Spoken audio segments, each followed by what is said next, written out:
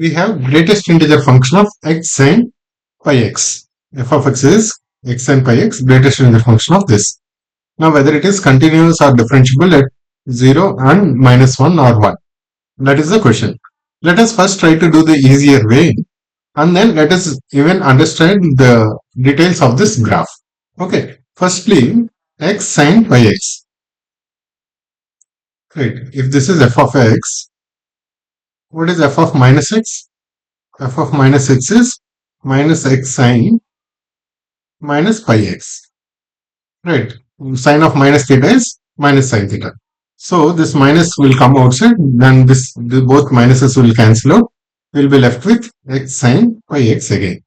What does that mean? F of minus x is equal to f of x. What does that mean? F of x and f of minus x are same. So this graph is an even function. What does that mean? Even function means it is symmetric about y-axis. Probably the graph is something like this, whatever. So for example, x square graph is symmetric about y-axis. So this graph is actually symmetric with respect to y-axis. That means whatever is there on the positive side is there on the negative side also. Same exact mirror image. Now, let us try to understand about these various points. Right, we are given 0, 1 and minus 1. 0, 1 and minus 1. Whatever is happening between 0 and 1, same will happen in 0 and minus 1 because this is an even function. So let us worry about 0 and 1. Okay, now at 1. Okay, at 1, let us try to see what happens to this curve at 1. X sine phi x when we are approaching 1 from the left hand side and 1 from the right hand side. First of all, this is a smooth curve. Right, x sine pi x is a smooth curve and x is also a smooth curve. So multiplication is also a smooth curve. So definitely it is a smooth curve. Only thing that we have to worry is because of this step function. Right, otherwise this is definitely differentiable, this is definitely continuous, right? Both are individually smooth curves. The problem is coming because of this step function. Because step function breaks at every integer, right? Step function, it will create like this, right? Step function, the output of this step function is always, or output of this greatest integer function is always an integer, right? So let us worry about this x sine pi x when x is slightly more than 1, right? X is slightly more than 1, then we will be looking like something like 1.01 sine of some 1.01 pi. Okay, so what is our sine curve? Sine curve will look like this, general sine theta. So this is pi and this point is pi by 2, right? This is pi by 2 and this is pi.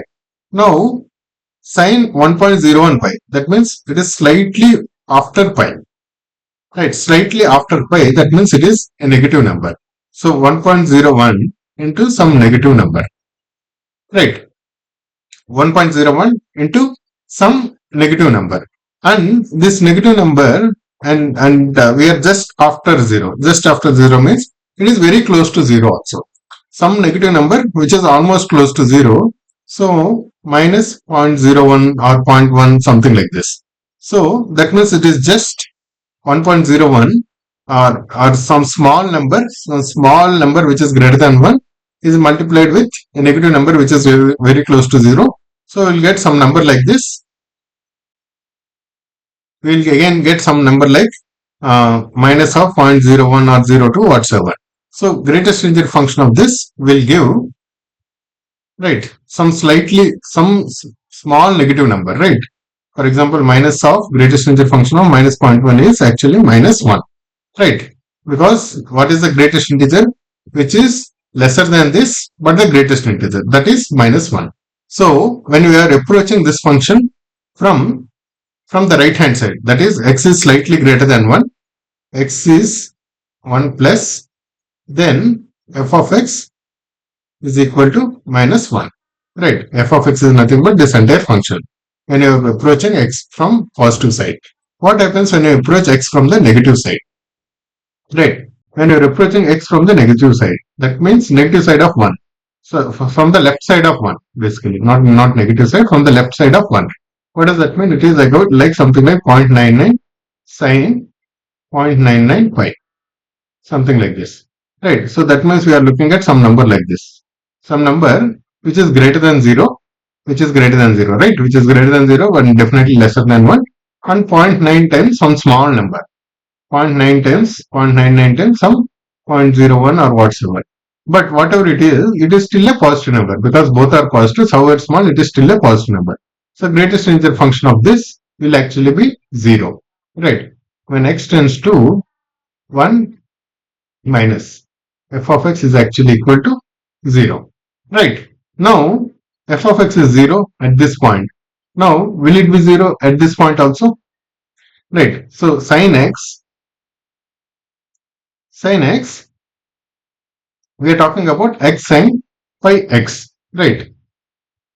Now, sin pi x, the maximum value, it can become, the maximum value of sin pi x is actually equal to 1, right? It is 1, right? Sin pi by 2 will become 1. When it will become pi by 2? When x equal to half, right? When x equal to half, this is the maximum value. So what does that mean?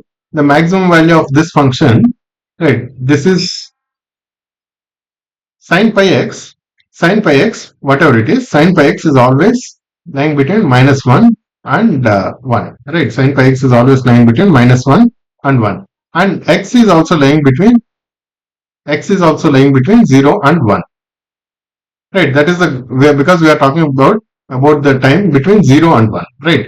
X is lying between 0 and 1, and sin pi x is, by definition, any sin theta lies between 0 and 1. So the product of these two numbers, will always be lying between, between 0 and 1, right?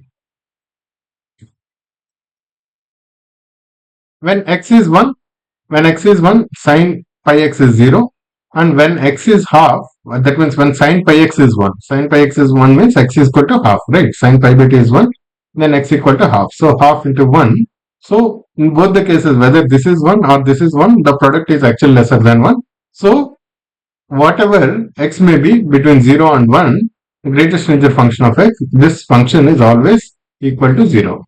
So x between 0 and 1,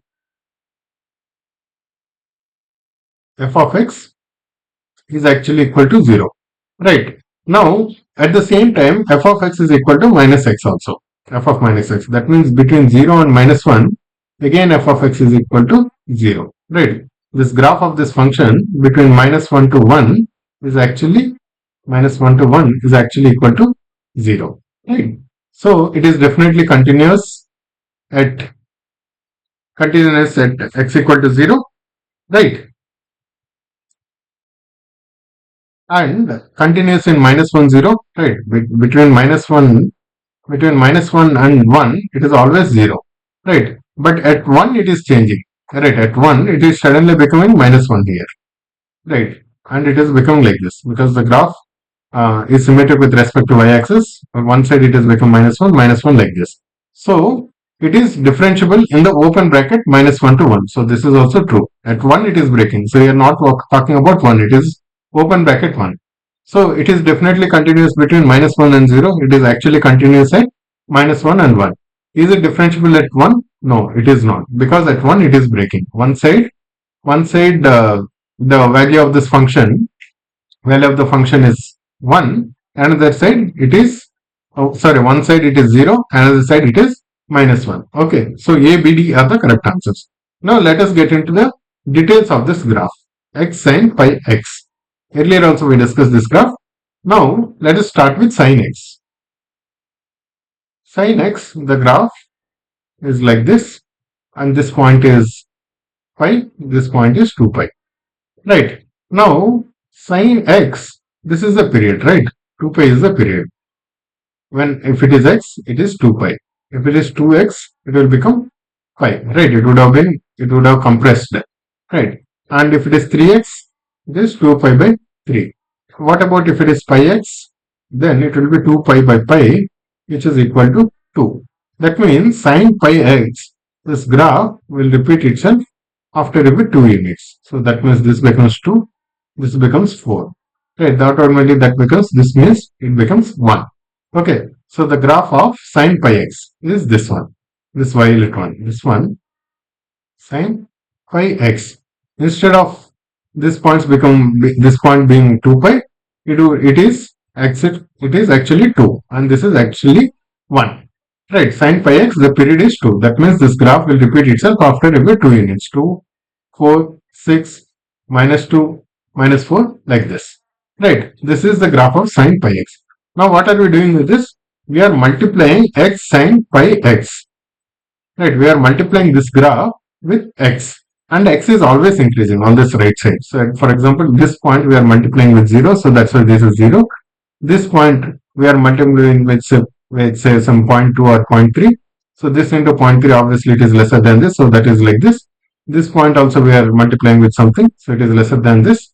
So this point we are multiplying with 0.5, so 1, so that's why we are getting some point over here. And likewise, okay, this point again we are multiplying with 0, right? So x is 1, but sine pi x is actually 0.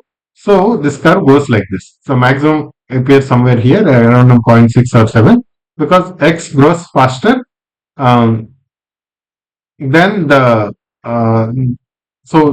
because this sine x, this drop is there, right? The drop is overcompensated by growth of this x. That's why the peak is slightly towards the right side. The peak is not at 0.5 into 1, the peak is slightly higher, right? The peak is slightly towards the right. Okay, the graph is just not very uniform like this. It is actually this peak is actually shifted towards the right. Okay, now between this 1 and 2, between 1 and 2, again here this graph, sin x graph, we are multiplying with 1, and this point we are multiplying with some 1.2 or 3, this point we are multiplying with some 1.5, and so 1.5 and this one, the lowest point would be minus 1.5, somewhere like here, right? No, lowest point would be even lower. So somewhere this point would be 1.5. Okay, so this graph goes like this. So every time the same cycle of 0 to 1 or 0 to minus 1 is being multiplied with numbers which are getting bigger and bigger. So this part is multiplied with some number between 2 and 3. So that's why this cup is even bigger. This one is multiplied by some number between 3 and 4. So this is even bigger than this. Right, this is even bigger. So 4, 5, this is even bigger. So this graph actually goes bigger and bigger as we go towards the right. And like we discussed, this is an even function. What does that mean? The left hand side and right hand side, they are actually mirror images. So this graph, so for example, this one and this one. Similarly, this one and this one. So this cup is here, this cup is here. Okay. Now, fantastic. So we have figured out x sine pi x. That is this graph, right? That is this graph. Now, x sine pi x, we are worried about greatest integer function of this. Between here to here, the value is actually lesser than 1, so that's why it is 0. Similarly, between here to here, it is actually 0. Now, between here to here, right? This graph between here to here, it is crossing minus 1 here. So till this point, this is equal to minus 1, right? Because we are talking about greatest integer function, which is lesser than this part. Now between here to here, this one has already crossed minus 1. So that's why the greatest integer function is minus 2.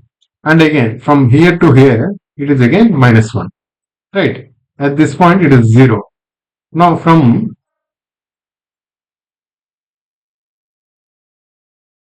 here, right, it has become 1 again. So this one is 2, because this part is actually beyond 2. So that's why this is actually 2. So, and again from this point to this point, it is again 1, and from again this point to this point, it is again 0. Likewise. So similarly, we will do it for the other places also. Basically, this graph is actually horizontal lines, obviously, because this is the greatest integer function. There is a set of integers, but so many breaks. Say this is one break, this is another break, this is a break here, this is a break here, break here, break here, break here.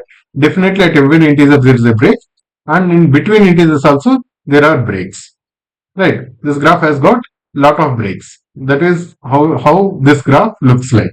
Now we are not so concerned about the overall graph. The given question is about how is this function behaving between minus 1 and 1, and so that means we are only concerned about this line and this line and this line, not beyond that.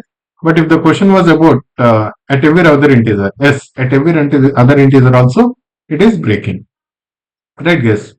So it is continuous between minus 1 and 1 open brackets, right? And it is differentiable also, it is continuous also, it is differentiable also. At this point, at 1 or at minus 1 or minus 2, it is not differentiable because the graph is breaking. The continuum itself is breaking. Forget about slope. The graph is not continuous, then it is not differentiable. Right, guys? I think earlier also we discussed the same function, x and pi x. This is a x and pi x and greatest nature function of this is a very important function. This one has come in IIT multiple times. Right, guys? Hope you like this. Thank you.